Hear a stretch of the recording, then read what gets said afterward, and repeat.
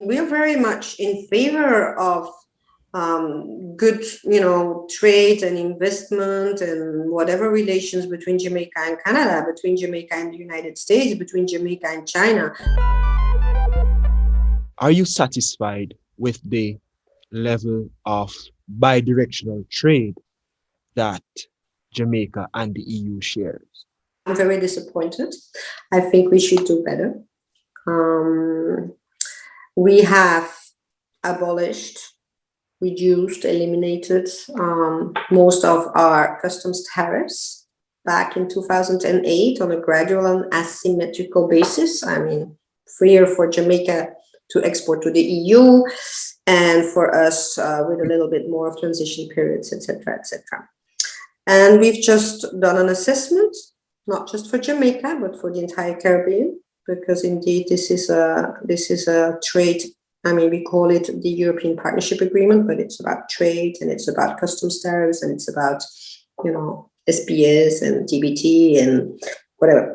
And we've come to the conclusion that no, I mean, we are not happy. We would have thought, we would have hoped that the result would have been better. And we're trying to analyze why is that and what can we do. We have actually put quite some funds in order to try to, to give incentives to have more trade, to have more investments. And it didn't really come so much from the ground. I mean, why not? There was the financial crisis and the effects of the financial crisis. That was just at the moment that, we signed that long-awaited trade agreement. There have been, I'm talking about the entire Caribbean, there have been natural disasters. There are limits into the infrastructure, the production capacity.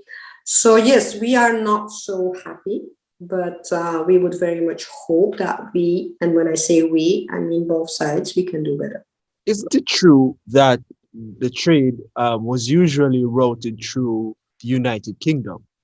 And since the United Kingdom has exited the EU, that adds to our headache.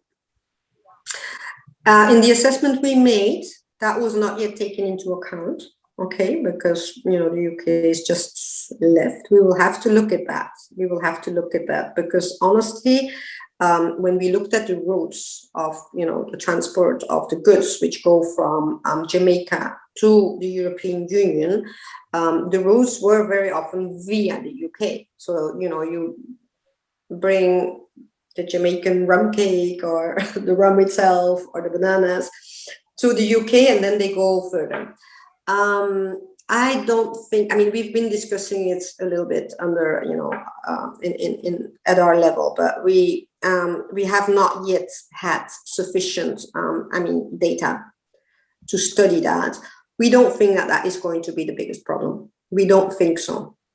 But indeed, I mean, the figures are let's say the disappointment I'm talking about is pre-Brexit.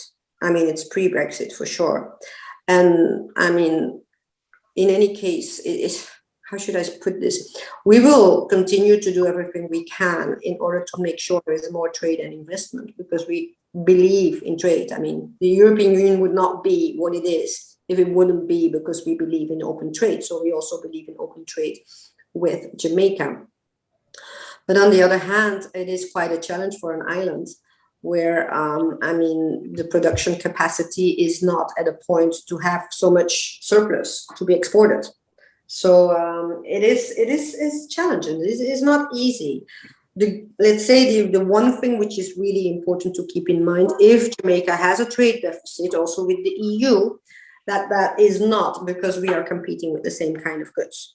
It's like what we import are machinery, manufactured goods. I mean, the kind of products that the country doesn't have, which is logical because you cannot have everything.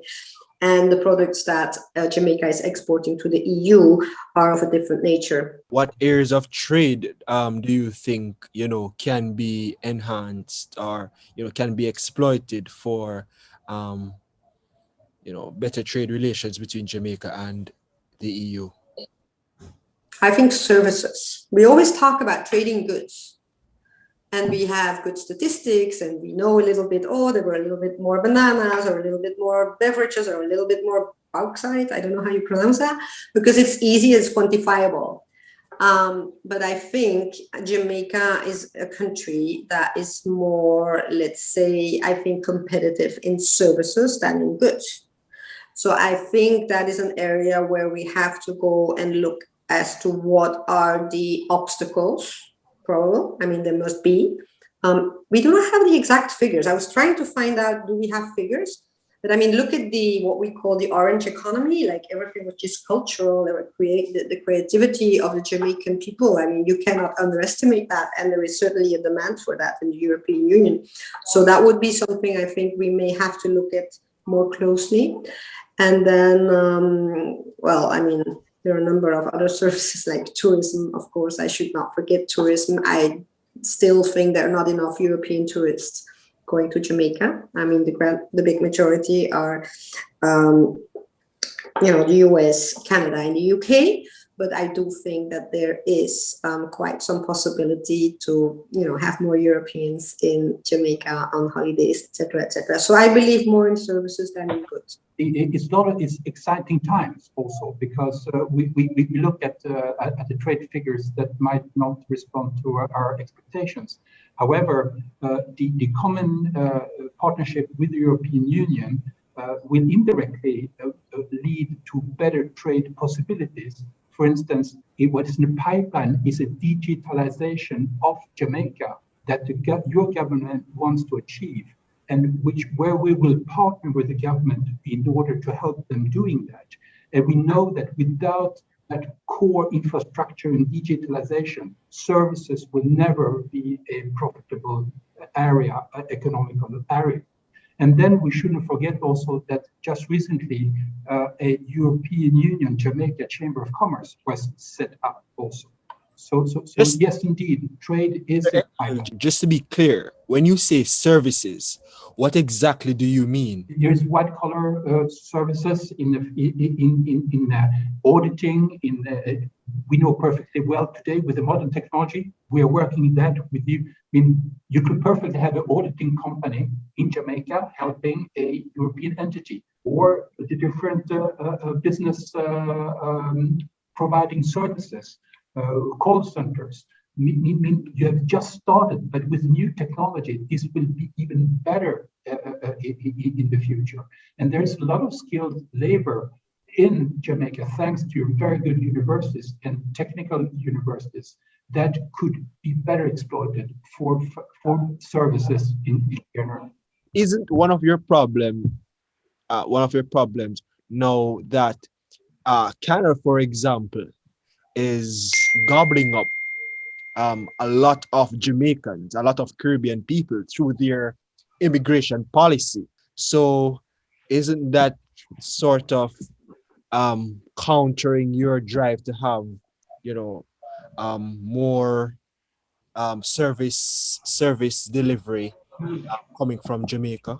I don't think so. I mean, to be perfectly honest, I think whatever we do, I mean, we're very much in favor of good, trade and investment and whatever relations between Jamaica and Canada, between Jamaica and the United States, between Jamaica and China. I don't think this is this kind of battle that, the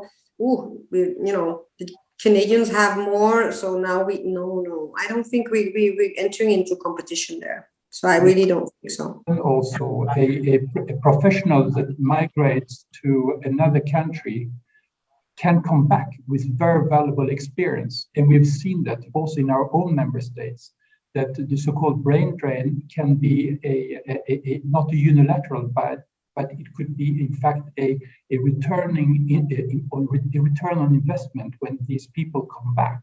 But for that, you need, of course, to have a highly productive economy. But with investment in digitalization that is coming, a good ground will be laid for that.